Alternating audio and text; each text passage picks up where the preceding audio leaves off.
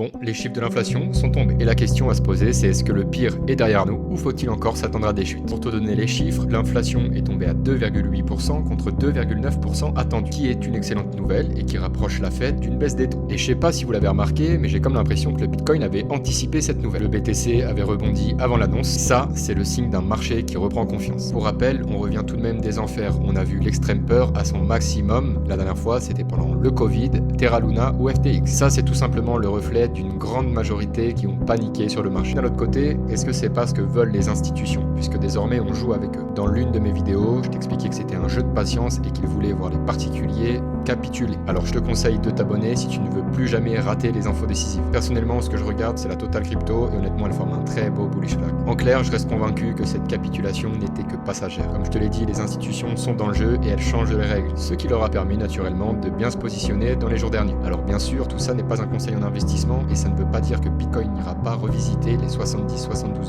000 $. Mais après cette ultime correction, je pense que le pire sera derrière nous. Et toi, tu fais partie de quel team? Dis-moi avec le sondage si tu fais partie de ceux qui pensent que le meilleur est à venir ou que le pire est devant nous. En tout cas, moi je suis sûr d'une chose, si tu veux pas rater ton année, tu veux flairer les opportunités et encaisser les profits, t'as juste à rejoindre le terrier.